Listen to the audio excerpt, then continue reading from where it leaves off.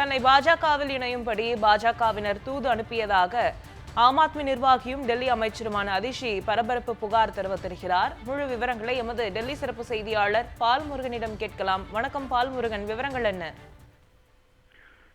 அதாவது அரவிந்த் கெஜ்ரிவால் கைது செய்யப்பட்டதை தொடர்ந்து தற்போது மேலும் 4 அமைச்சர்களையும் கைது செய்ய பாஜக அரசு திட்டமிட்டு வருவதாக ஆம் ஆத்மி அமைச்சர் ஆதிஷி குற்றம் சாட்டியுள்ளார். அது மட்டுமல்ல, நண்பர் ஒருவர் மூலம் பாஜக தனக்கும் தூது அனுப்பியதாகவும் அவர் தெரிவித்துள்ளார். தான் 1 மாதத்தில் பாஜகவில் சேராவிட்டால் அமலாக்கத்துறையால் கைது செய்யப்படுவேன் என்று பாஜக மிரட்டுவதாகவும் அவர் தெரிவித்திருக்கிறார்.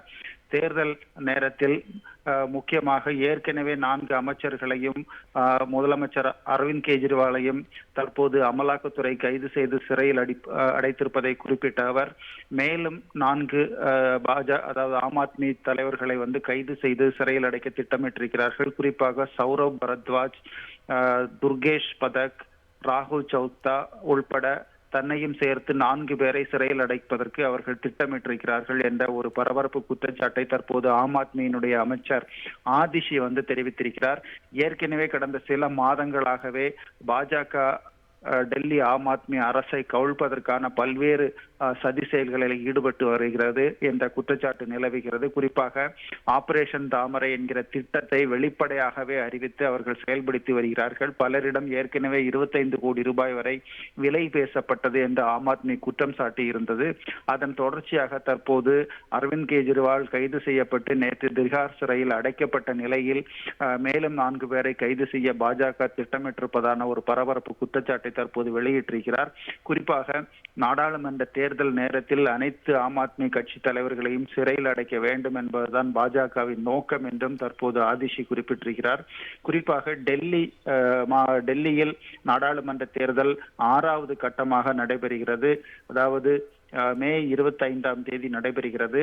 அதற்கு முன்னதாக அனைவரையும் சிறையில் அடைக்க வேண்டும் என்பதுதான் பாஜக திட்டம் என்கிற ஒரு பரபரப்பு குற்றச்சாட்டை தற்போது ஆதிஷி முன்வைத்திருக்கிறார். சாந்தா, தேர்தல் நேரத்தில் மேலும் 4 அமைச்சர்களை கைது செய்ய பாஜக சதி செய்வது டெல்லி அமைச்சர் அதிஷி புகார் மூலம் தெரிய வருகிறது. அண்மை தகவல்களுக்கு நன்றி பால்முருகன்.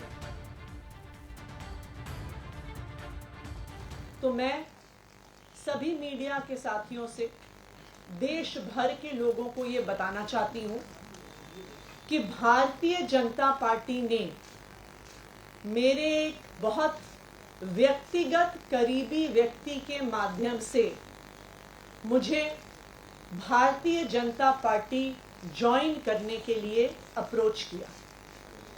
मुझे ये कहा गया कि या तो मैं भारतीय जनता पार्टी ज्वाइन कर लूं, अपना पॉलिटिकल करियर बचा लूं, अपना पॉलिटिकल करियर बढ़ा लूं, और अगर भारतीय जनता पार्टी नहीं ज्वाइन करी तो आने वाले 1 महीने में ईडी द्वारा मुझे गिरफ्तार कर लिया जाएगा।